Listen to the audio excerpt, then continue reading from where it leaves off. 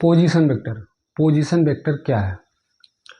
Position vector किसी point का या किसी पार्टिकल का या किसी बॉडी का क्या बताता है? पोजीशन बताता है। क्लियर? और पोजीशन वेक्टर समझने के लिए आपको कोऑर्डिनेट आना चाहिए, कोऑर्डिनेट सिस्टम, वाई एक्स और ये जेड। एक्स और वाई एक दूसरे के परपेंडिकुलर होते हैं और ये जेड इन दोनों के परपेंडिकुलर होता है। जहाँ पे ये तीनों एक्सिस इंटरसेक्ट करती हैं वो आपका ओरिजिन कहलाता है, ओ। ठीक, ओरिजिन के पहले अल्फ़ाबेट से ओ से इसे रिप्रेजेंट करते हैं। क्लियर? अब इमेजिन करो एक पॉइंट यहाँ पे है पी, इस पॉइंट का आपको पोजीशन वेक्टर बताना है। इसके लिए यहाँ से एक वेक्टर ड्रा करना होगा, एक वेक्टर ड्रा करना होगा ये। ठीक, ओ पी, ये ओपी वेक्टर हो गया। इस ओपी वेक्टर की पोजीशन क्या है? तो इस ओपी वेक्टर की पोजीशन हमारा ये कोऑर्डिनेट सिस्टम ही बताएगा। क्लियर? कोऑर्डिनेट सिस्टम ही बताएगा। कैसे? ये एक्स एक्सिस पे किसी न किसी पॉइंट पे तो ट्रेवल किया होगा, या फिर किसी न किसी पॉइंट पे ये आपका जो ये पॉइंट पी है ये एक्स एक्सिस के किसी न किसी पॉइंट पे है, और वाई के भी किसी न किसी पॉइंट पे है, और जेड के भी किसी न किसी पॉइंट पे है। समझो कैसे? ये सिर्फ और सिर्फ अपनी ओ से एक्स वाली एक्सिस है। अगर यहाँ पे कोई पॉइंट पी है तो आप तो कह सकते हैं कि पॉइंट जो भी इसकी डिस्टेंस होगी एक्स पे क्या है? X i cap. इस पॉइंट की पोजीशन एक्स आई कैप, मतलब एक्स की जो भी इसकी डिस्टेंस होगी वो क्या है? इसकी पोजीशन। क्लियर? दूसरा, अगर यहीं से सिर्फ और सिर्फ वाई पे होगी, यहाँ पे ये पॉइंट पी है तो इसका वाई जे कैप। क्लियर? कोई भी नंबर हो सकता है यहाँ पे, जो अपना वाई है यहाँ पे कोई भी नंबर हो सकता है। ठीक। तीसरा, अगर आपका पॉइंट यहाँ पे कहीं पे है, ठीक, तो ये एक्स पे भी है और वाई पे भी है। किसमें? एक्स में भी है और वाई में भी है। क्लियर? सेम एज अगर ये वाला पॉइंट तीन कोऑर्डिनेट में जो है रिलेट कर रहा है तो ये एक्स वाई और जेड तीनों पे कहीं ना कहीं ये है। क्लियर? तो इसके लिए एक्स वाली जो होगी वो एक्स आई कैप, एक्स वाली position x i cap, y j cap plus z k cap. ये है आपका पोजीशन वेक्टर जी। ये पोजीशन वेक्टर ये बताता है कि आपका पॉइंट है कहाँ पे, या फिर वो पार्टिकल है कहाँ पे, उसकी पोजीशन क्या है। तो पहले आप एक्स वाला देखिए, एक्स वाले पे कहाँ है, इसकी स्थिति क्या है, पोजीशन क्या है, और फिर वाई वाले पे इसकी पोजीशन क्या है, और फिर जेड वाले पे इसकी पोजीशन क्या है। ये एक्स इसकी पोजीशन है, आई इसकी डायरेक्शन, आई कैप इसकी डायरेक्शन है, वाई इसकी पोजीशन है, जे इसकी डायरेक्शन है, जे कैप, और जेड इसकी पोजीशन है, के कैप इसका डायरेक्शन है। क्लियर? अब इसका मैग्नीट्यूड अगर आपको लिखना है तो कैसे लिखेंगे? पॉइंट पी का मैग्नीट्यूड और डायरेक्शन और यूनिट वेक्टर तीनों लिखना है। क्लियर? तो पहले तो ये जो आपका पी वेक्टर होगा, ये ओपी वेक्टर, पोजीशन वेक्टर आपका यही ओपी वेक्टर कहलाएगा। पोजीशन बताने के लिए ये ओपी वेक्टर ही आपका पोजीशन वेक्टर कहलाएगा। Clear? OP vector equal to x i cap y j cap plus z k cap. इसका मॉड, इसका अगर मॉड लेंगे तो हमें ये मैग्नीट्यूड देगा। मैग्नीट्यूड कैसे फाइंड आउट करते हैं फिर से एक बार समझिए आप। अभी अगर इसका निकालना है, दो ये सिर्फ प्लेन में है,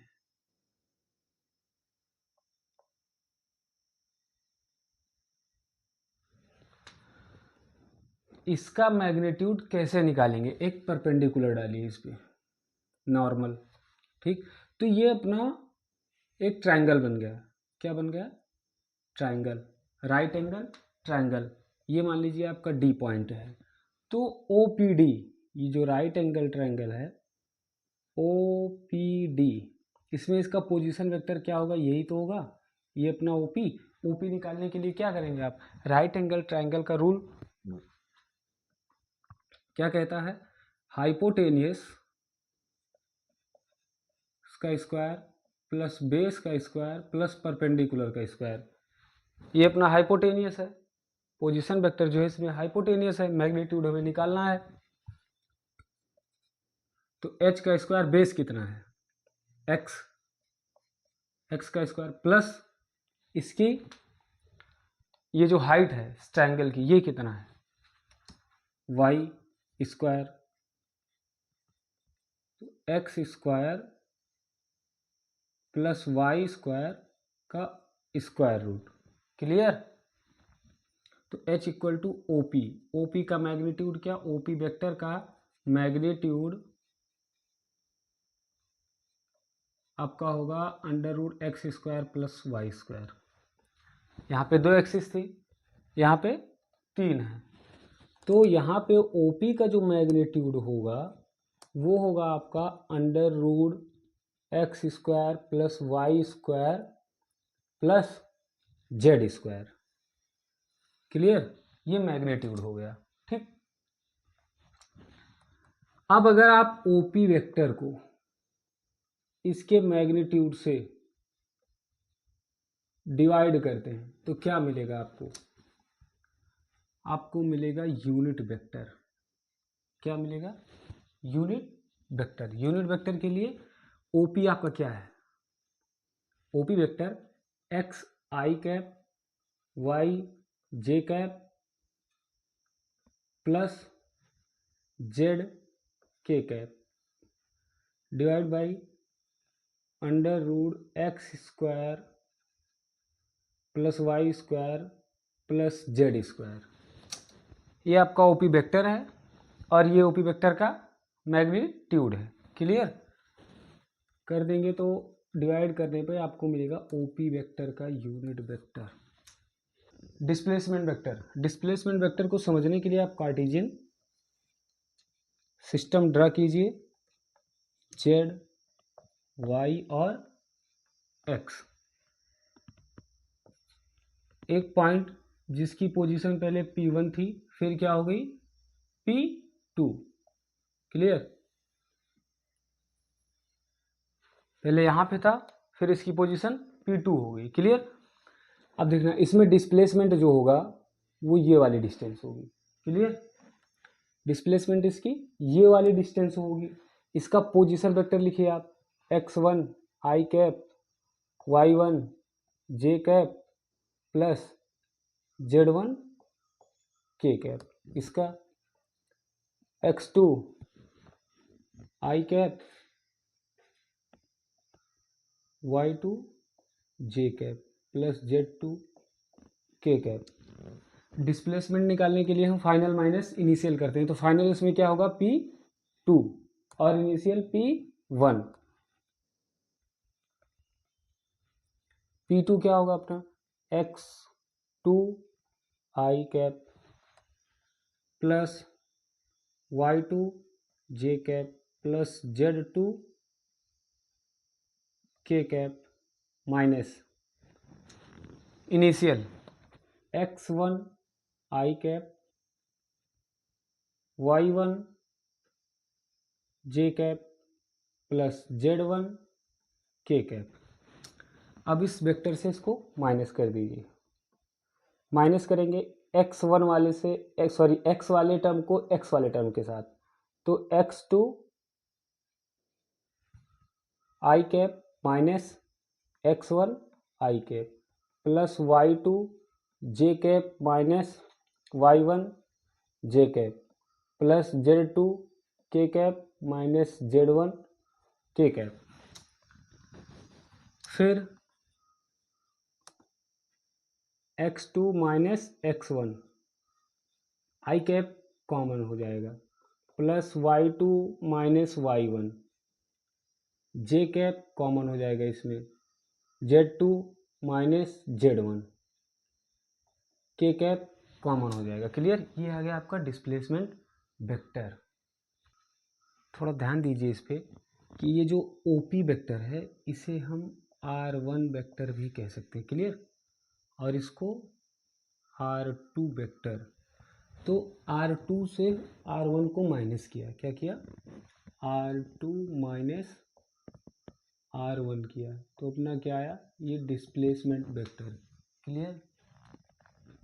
ठीक। अब देखिए ये R2 जो है इक्वल टू वेक्टर डिस्प्लेसमेंट वाला वेक्टर और प्लस ये वाला पोजीशन वेक्टर। क्लियर? देखिए अगर आप देखें तो ये ट्रायंगल ऑफ वेक्टर एडिशन को भी फॉलो करता है। कैसे? R2 ये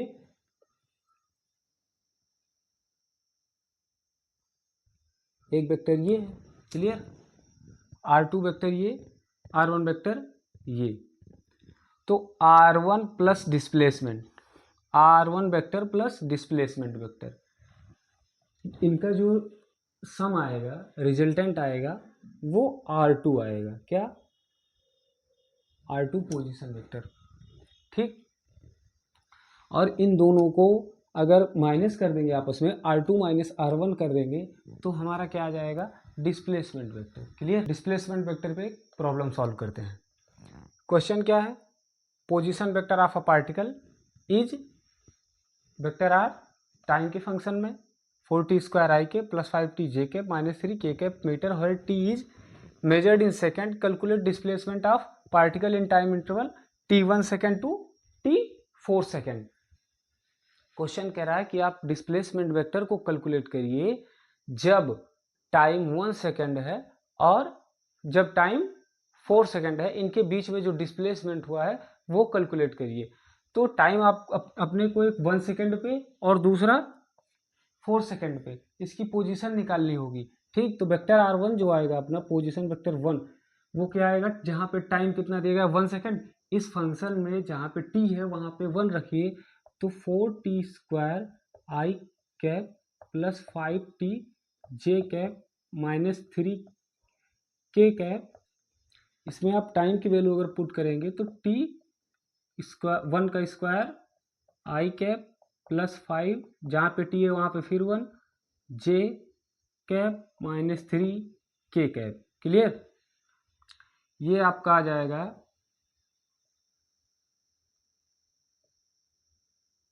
4i cap plus 5j cap minus 3k cap. R2 क्या आएगा? अब इसी जो ये दिया गया है अपना वेक्टर RT, टाइम के फंक्शन में जो भी अपना वेक्टर दिया गया है, इसमें जो है टाइम फिर से क्या पुट करिए? 4, t इक्वल टू 4। जब t इक्वल टू 4 आप पुट करेंगे तो आएगा आपका 5 into 4 j cap minus 3k cap, ये आएगा आपका 16i cap plus 20 j cap minus 3k cap. R2 हो गया। डिस्प्लेसमेंट वेक्टर के लिए R2 माइनस R1 मतलब फाइनल माइनस इनिशियल, ये हो जाएगा आपका फाइनल है आपका 16i cap plus 20j cap minus 3k cap minus R1 4i cap plus 5j cap minus 3k cap, 16i cap plus 20j cap minus 3k cap. ये जब bracket open करेंगे आप तो ये माइनस इस वाले जो ये प्लस में है इसको कर देगा माइनस, और फिर प्लस को कर देगा माइनस, और जो माइनस है उसे कर देगा प्लस, साइन चेंज हो जाता है। Clear? 16i cap minus 4i cap कितना आ जाएगा? 12i cap plus 20j cap minus 5j cap 15j cap minus 3k cap और plus 3k cap 0। K cap. Clear? 12i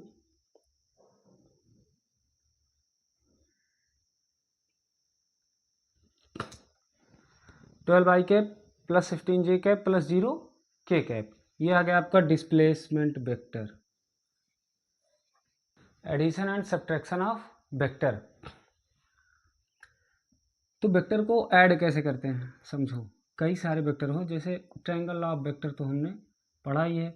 ये वेक्टर ए, ये वेक्टर बी, तो अपना ये वेक्टर सी आएगा, इसको बोलेंगे रिजल्टेंट वेक्टर। तो resultant vector R equal to A vector plus B vector. Clear?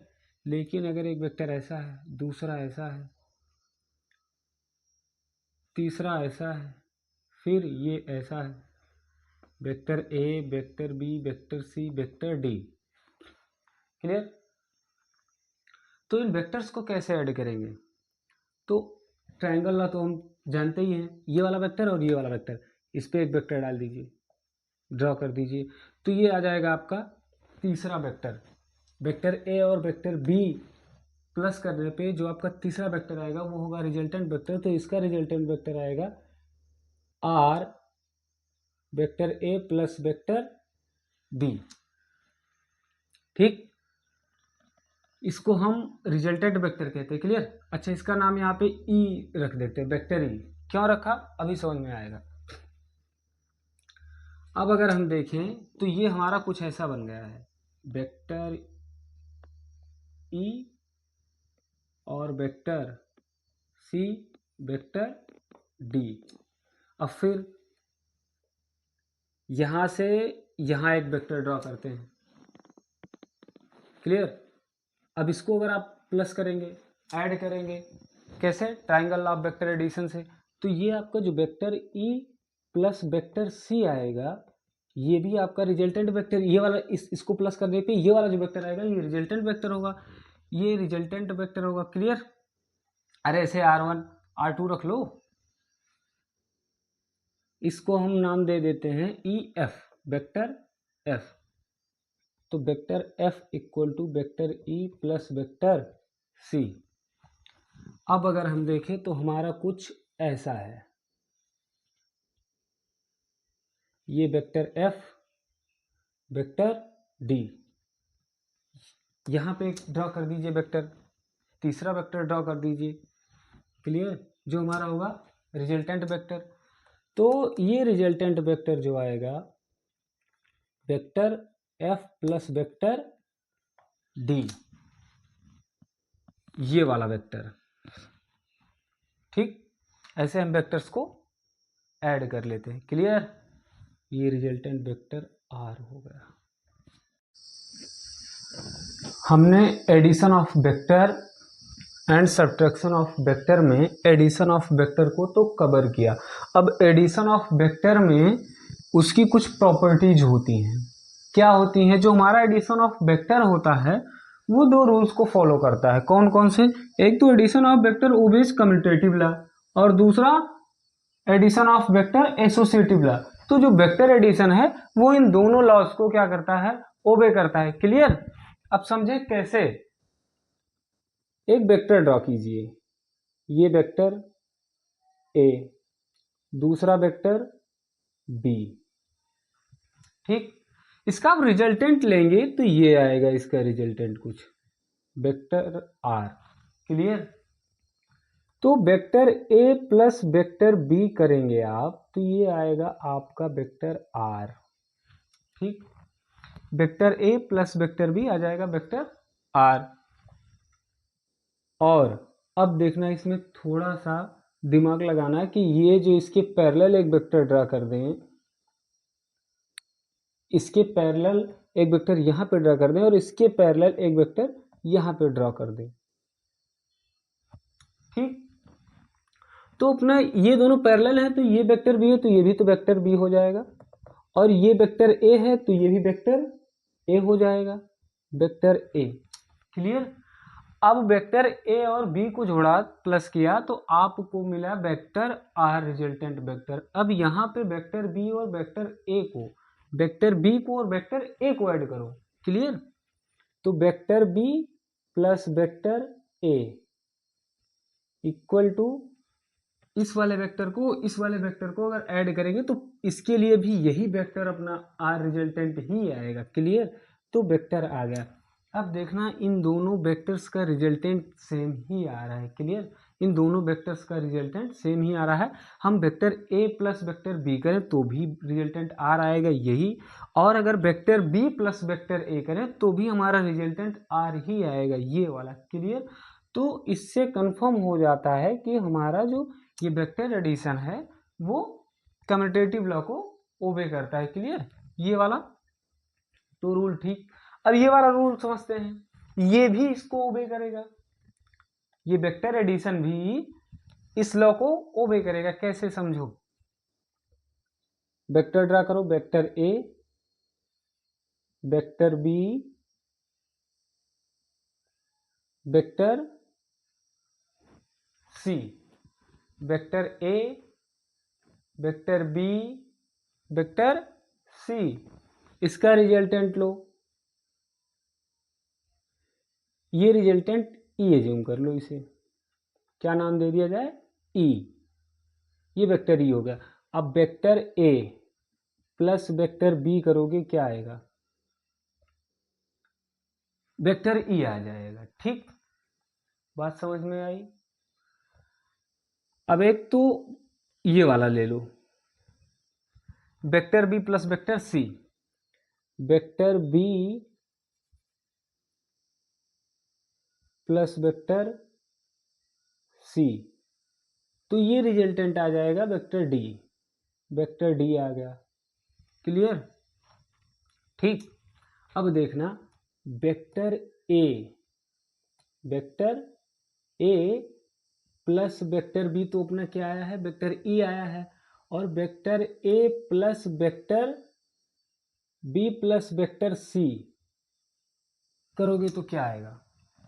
Imagine करो, वेक्टर ए फिर ब्रैकेट में वेक्टर बी प्लस सी, मतलब इसका रिजल्टेंट ये, इसका रिजल्टेंट ये, वेक्टर डी, तो ये आ जाए vector A plus vector D, vector A plus vector B, ये हो गया।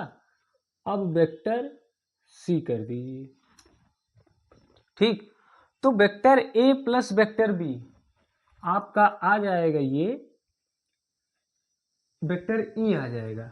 Vector A plus vector B resultant vector E आ जाएगा, तो ये हो जाएगा resultant vector E plus C. ये आपका एसोसिएटिव लॉ को ओबे करता है। क्लियर? तो addition of vector obeys commutative law, ये और addition of vector obeys associative law.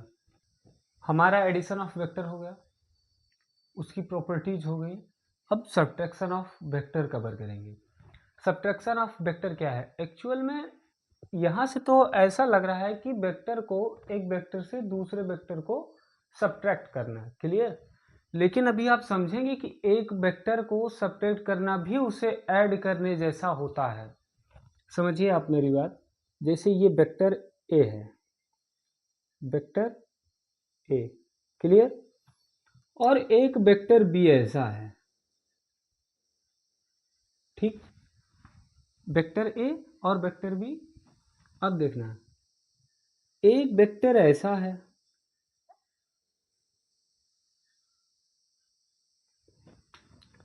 जितनी लेंथ इस वेक्टर की है वही सेम लेंथ इस वेक्टर की भी है। क्लियर?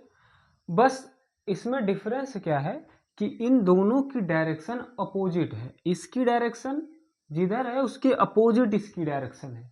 क्लियर? तो अगर लेंथ दोनों की सेम है मतलब मैग्नीट्यूड सेम है, ठीक, तो मैग्नीट्यूड तो मॉड ऑफ बी और इसका भी मॉड, दोनों का मॉड सेम होगा। बस डायरेक्शन क्या होगी? अपोजिट होगी। इसे हम कह सकते हैं माइनस बी।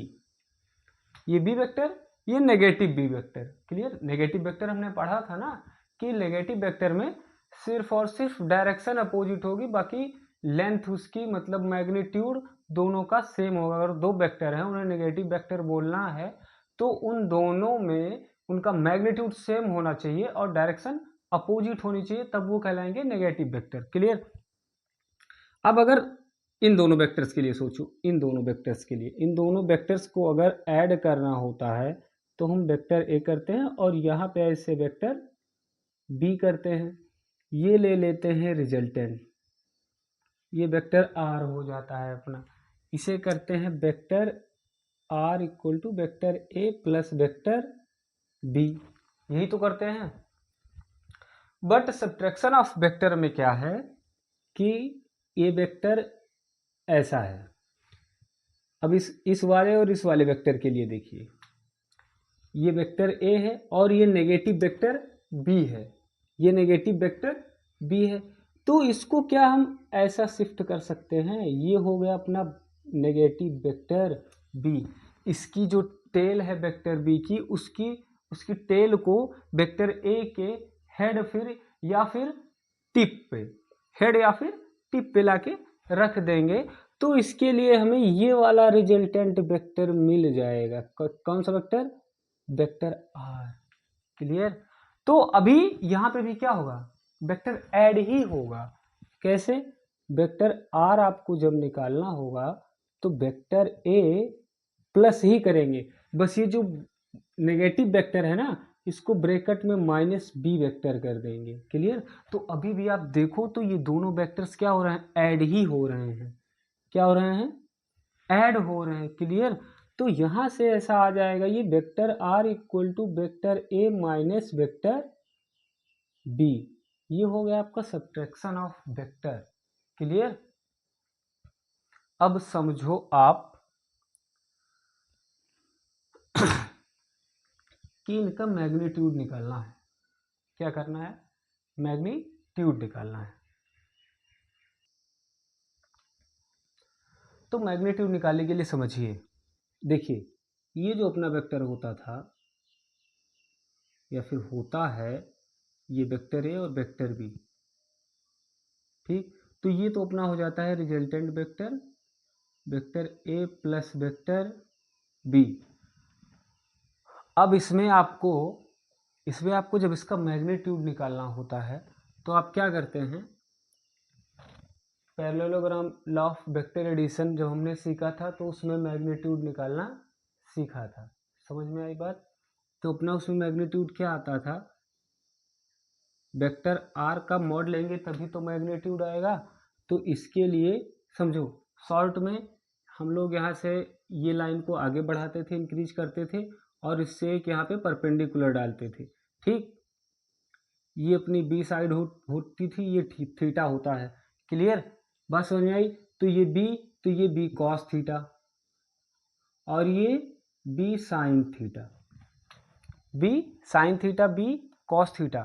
ठीक, तो अब तो ये हो गया आपका परपेंडिकुलर और ये हो गया बेस, ये वेक्टर ए और vector A plus vector B cos theta मिला करके, मतलब इसका मॉड और इसका मॉड अगर ले लें हम तो ये आपका प्लस कर दे तो आ जाएगा बेस। इस राइट एंगल ट्रायंगल के लिए, राइट एंगल ट्रायंगल क्यों बना, जब हमने यहाँ पे परपेंडिकुलर डाला तो यहाँ पे आपका ये 90 डिग्री जनरेट हो गया।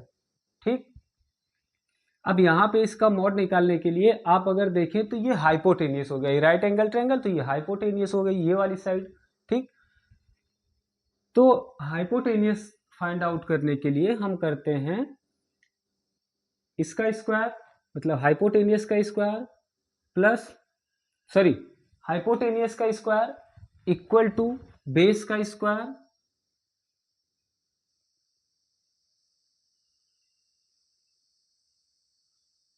और प्लस परपेंडिकुलर का स्क्वायर।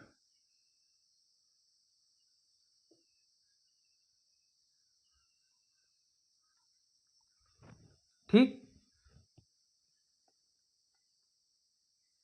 तो एक्चुअल में जो वेक्टर आर होता है अपना, ये होता है vector A plus vector B, और इसके मॉड का हम जो है इसका मॉड ले लें तो हमें इसका मैग्नीट्यूड मिलेगा।